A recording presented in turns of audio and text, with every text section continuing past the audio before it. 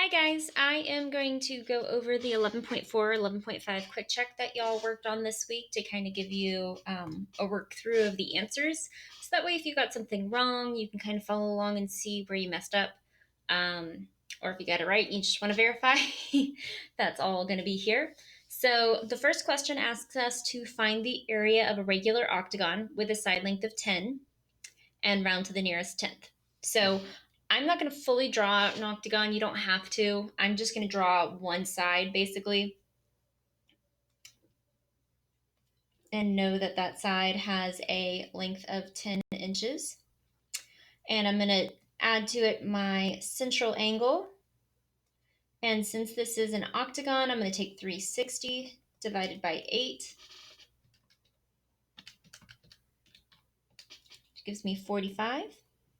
So this entire angle is 45 degrees.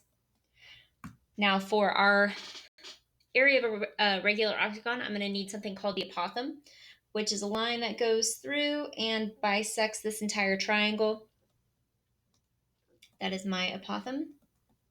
And if it's bisecting the triangle, then it's bisecting the angles as well as the sides. So this now becomes 5 inches, and that angle is 45 divided by 2, which is 22.5 degrees.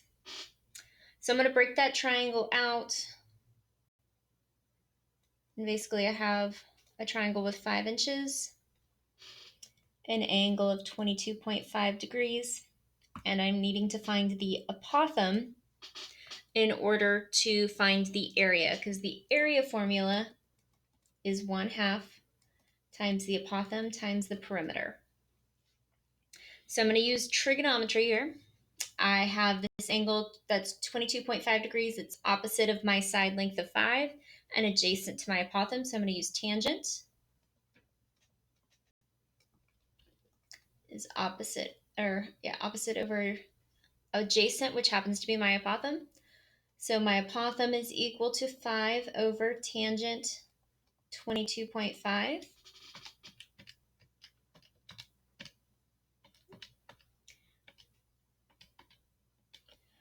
Which gives me an apothem of approximately 12.07106781. We want to keep that whole decimal to the very end.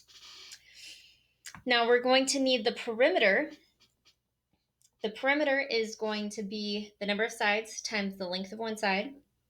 So 8 times 10 is 80. So for area, we're going to take 1/2 times that apothem, that 12.07 times 80. And don't forget to either multiply by 1/2 or divide by 2.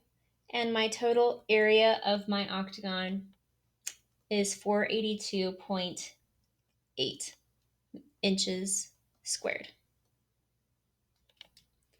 So if you got question 1 wrong, follow through kind of how your steps worked out. Hopefully work this out on paper or something that you can go back and look on and see, oh, did you perhaps round too early, or did you mess up the perimeter or something like that, or did you not divide by 2? That happens a lot. I've noticed that a lot as y'all are working through these assignments, that you were forgetting to divide the area of your polygon by 1/2. All right. Question 2 is asking us to find the area of the entire composite figure. So I have several shapes here, so I'm going to work each one separately. I'm going to start off with my easy ones, which are my rectangles here. So for the area here, I'm going to take 12 times 16, which is 192 meters squared.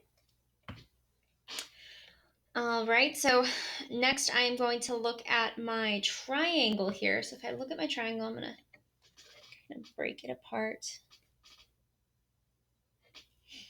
I know that this is also 12 meters, and I'm going to need to find this side over here in order to find that prism. And I'm going to need to find this side over here in order to find that part of the circle. So it's a 30, 60, 90. So across from my 30 is S,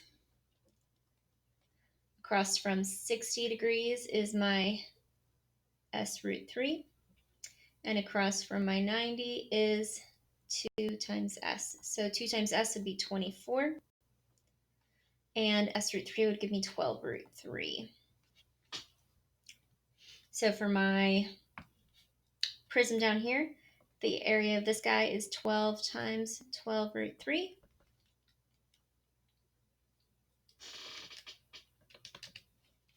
Which is going to give me 144 root 3 for now. I'll deal with my decimals at the very end. That way I don't accidentally mess something up. My area of my triangle.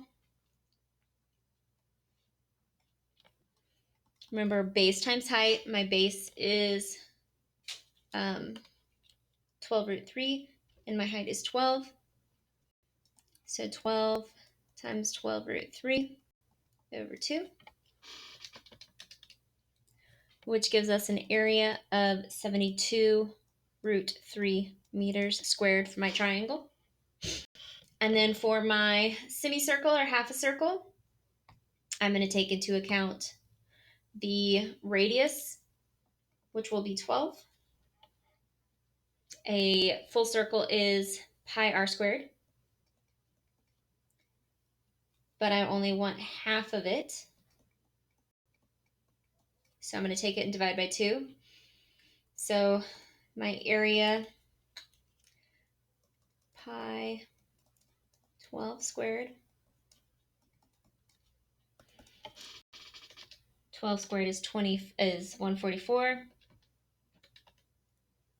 Whoa. Divided by 2. It's going to give us 72 pi meters squared. Now I'm going to take all these pieces and add them together, keeping all of my decimals together until the very end.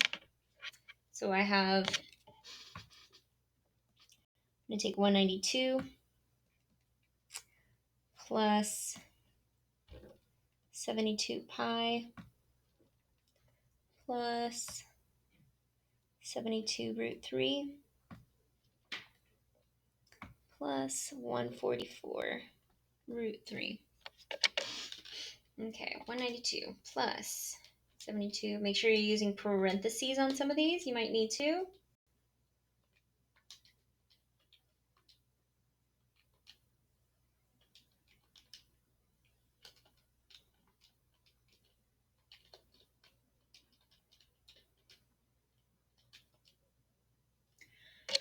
And when I add that all together, I'm going to get my final area for my composite is 792.3. Should say meters. So if anybody put centimeters, that's probably why some people got that wrong. Let's see.